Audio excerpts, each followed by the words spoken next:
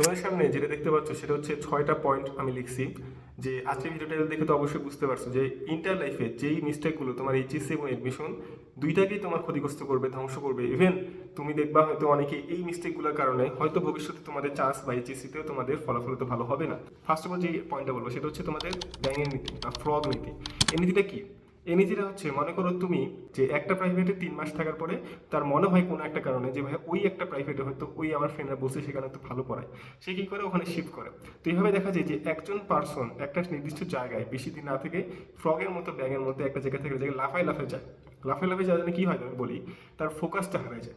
সে হয়তো সেই ফার্স্ট প্রাইভেটে অনেক ভালো করতো, বাট সে কী করলো, সে একটা অন্য একটা আশা নিয়ে অন্য একটা প্রাইভেটে গেল, হয়তো সেখানে একটু ভালো বুঝতে পারলো, বাট তার যেটা হবে সেটা হচ্ছে অ্যাডজাস্ট হইতে সমস্যা হবে।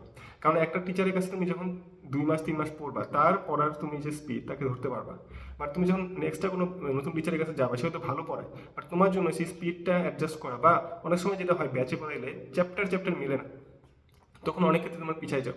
তো আমি বলবো তোমরা যেখানে স্টার্ট করো, তোমরা 1-2 মাসের মধ্যেই, ফার্স্ট ইন্টারের 1 বা 1.5 মাসের মধ্যেই তোমরা সিলেক্ট করে ফেলবা যে কোন জায়গাটাতে তুমি পড়বা।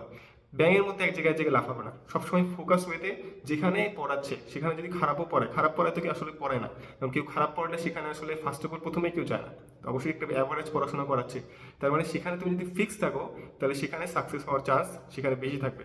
ঠিক আছে, এটা first of all first point. Second point সেটা হচ্ছে revision number is greater than effort time. এটা কি বোঝাচ্ছে?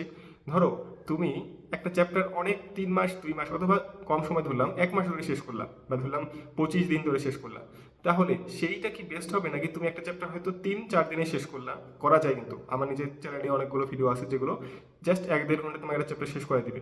আমি লিঙ্ক দিয়ে দেবো ইনশাল্লাহ তোমার ডিসক্রিপশন বক্সে, তোমরা দেখতে পারো। তারপরে কি করতে পারো, 3-4 দিনে শেষ করে বাকি সময়টা তুমি রিভিশন দাও। তার মানে রিভিশন যত বেশি দিবা তোমার মাথায় সেটা সেট হওয়ার চান্স আরও বাড়বে। কারণ 25 দিন ধরে একটা চ্যাপ্টার পড়ার পরে অনেক জিনিসই হবে যেগুলো মাথা থেকে তোমার হারিয়ে যাবে। তো আমি তোমাকে বলে দিলাম রিভিশন টাইম থেকে রিভিশন যত বেশি দিচ্ছ সেটা বেশি গুরুত্বপূর্ণ। গেল। এখন দেখো, রিডিং এভরিথিং, এটা বলতে কি বোঝায়? মনে করো তুমি সবকিছুই পড়তেছো একটা চ্যাপ্টারে, কিন্তু সবকিছু থেকে প্রশ্ন আসবে না। তুমি সবকিছুই পড়লা, আবার সবকিছু তোমার মাথায়ও থাকবে না। তার মানে কি, বেশি সবকিছু পড়তে গিয়ে নিজে যেই এফোর্টটা তুমি দিচ্ছ সেটা কিন্তু অহেতুক। তুমি এখান থেকে কমন পাওয়ার চান্স যেমন কম। কেন কম? কারণ সব পড়লে সেখান থেকে কমন পাওয়া যায় না। কমন তখনই পাবা যখন তুমি সিলেক্টিভ জায়গা থেকে পড়বা, তখন মাথায়ও সেট হবে। কারণ আমার মাথায় কিন্তু অনেকগুলো সাবজেক্টে অনেক পড়া মাথায় ঢুকাতে হচ্ছে, বুঝো না? তার মানে আমাদের ট্রাই থাকবে যে আমরা সবসময় সিলেক্টিভ পড়াশোনা করবো। গেল। এখন আরেকটা কথায় আসি, সেটা হচ্ছে সেলফ ডাউট।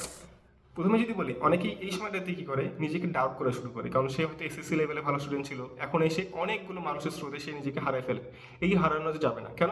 কারণ সে যখন নিজেকে হারিয়ে ফেলবে তখন কিন্তু সে চাইলেও নিজের যে এফোর্টটা বা নিজের এফোর্টটা মাঝখানে ছেড়ে দিবে। সে হয়তো আর একটু তোমার ধরে রাখলে লাস্ট পর্যন্ত গিয়ে, ইন্টারের শেষ পর্যন্ত গিয়ে সে এডমিশনে ভালো করতো। বাট সে কী করলো, সেলফ ডাউট করলো, সে হচ্ছে প্রাইভেট চেঞ্জ করলো, ফ্রগের মতো নীতি অনুসরণ করলো, তাই না? এগুলোর কারণে কী হবে, সে হচ্ছে নিজেকে ভালো মতো ফার্নিশ করতে পারবে না। এই জন্য বলি যে তোমরা হচ্ছে এক জায়গায় ফিক্স থাকো, নিজের উপর সেলফ ডাউট না এনে এক জায়গায় ফিক্স থেকে তুমি রিভিশনটাকে বাড়াও। গেলেস, এটুকুই। এরপরে বলি, তোমাদের যেটা আসবে সেটা হচ্ছে, অনেকে কি করো, অনলাইনটাকে ভাবো যে অনেক অনলাইন হয়তো খারাপ বা এরকম কিছু। যারা তোমার ভিডিও দেখতেছো তারা তো অনলাইনে আসো এখন। তো অনলাইনের বিষয়টা হচ্ছে যে তুমি যদি চাও, অনলাইনে কিন্তু অনেক কম খরচেই পড়াশোনা করতে পারো, এটা একটা ফ্যাক্ট। দুই হচ্ছে, অনলাইন অনেকে কেন ভালো লাগে না, কারণ অনলাইনে ডিস্ট্র্যাক্টেড হয়ে যাওয়ার একটা চান্স থাকে। বাট তুমি যদি ডিস্ট্র্যাক্টেড না হও বা তুমি যদি অনলাইনে কাজে লাগাও, তাহলে কিন্তু যাওয়া আসার তোমার যে টাইমটা প্রাইভেটের ক্ষেত্রে সেটা কিন্তু কমে যাচ্ছে। তার মানে তুমি যদি টাইমটাকে কমাই রিভিশন নাম্বার বাড়াতে চাও, তাহলে তোমাকে অবশ্যই ট্রান্সপোর্টের যে টাইমটা সেটা কমাইতে হবে। সেটা একমাত্র কমানো সম্ভব অনলাইনের মাধ্যমে। আর অনলাইনে বিশ্বাস করো, কেউ যদি বলে অনলাইনে পড়াশোনা করে ভালো করা যায় না, চান্স পাওয়া যায় না, তাই আমি বলবো যে অনলাইনে পড়েই মেজরিটি কেসে আমি অনেক চ্যাপ্টার শেষ করছি। জাস্ট আমি হয়তো অফলাইনে একটা দুটো চ্যাপ্টার এরকম হবে যে দেখো অফলাইনে ভালো পড়ছি। তো বিষয়টা হচ্ছে তুমি যদি কম্বাইন করে পড়তে পারো সবচেয়ে বেস্ট। আর যদি তোমার মনে হয় না অফলাইনে আমার সময় নষ্ট হচ্ছে, তাহলে অনলাইনে পুরোপুরি শিফট করলেও কোনো সমস্যা নেই। ইভেন আমি পুরো অনলাইনে আমার ইন্টার লাইফটা শিফট করছিলাম, পুরো পড়াশোনা আমার অনলাইনে ছিল। তাহলে সেই জন্য আমি অনলাইনে এখন ভিডিও বানাচ্ছি, কারণ আমি জানি বিষয়গুলো কতটুকু কোন দিকে গেলে তোমার এফোর্টটা রাইটভাবে দিলে তোমার চান্সটা নিশ্চিত হবে। তো এটা গেলো কয়েকটা পয়েন্ট বললাম। এখন যদি তোমাদের লাস্ট পয়েন্টে আসি, সেটা হচ্ছে সবচেয়ে মেজর সমস্যা, সেটা হচ্ছে এক্সেসিভ কোনো বিষয় নিয়ে চিন্তা করা বা এক্সেসিভ উচ্চাকাঙ্ক্ষা করা। তুমি মনে করলো যে প্রথমে যখন ইন্টারভিউ উঠে তখন সে হয়তো মেডিকেল নিয়ে খুবই অবসেস, তখন তার হচ্ছে ডিএমসি। অনেকে আছে ট্রিপলেট হতে চায়, ডিএমসি, বুয়েট এবং তোমার ঢাবি, 3 জায়গায় চান্স পেতে চায়। তো বিষয়টা হচ্ছে 3 জায়গায় চান্স পাওয়া খারাপ কিছু না, বাট তুমি যদি আগে এক্সপেকটেশন বেশি রাখো, তোমার উপর যেই চাপটা, তোমার যে পড়াশোনার চাপ সেটা বেশি হবে।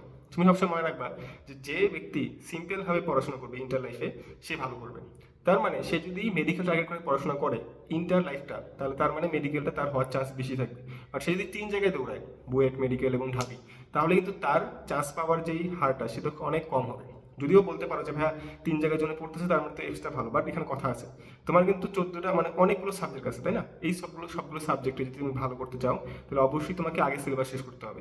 3 জায়গার জন্য পড়লে তোমার সিলেবাস কখনোই আগে শেষ হবে না, বাট অনেকেরই শেষ হতে পারে, অনেকের মেধা অনেক বেশি, তাদের ক্ষেত্রে এক্সেপশন।